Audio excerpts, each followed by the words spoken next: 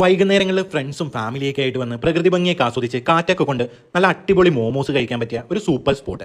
Hi, ഞാൻ നിങ്ങളുടെ food Ernakulam. ഇത് ആലുവ മുട്ടം ചവറപ്പാടത്തുള്ള മാമാസ് മോമോസ് ആണ്.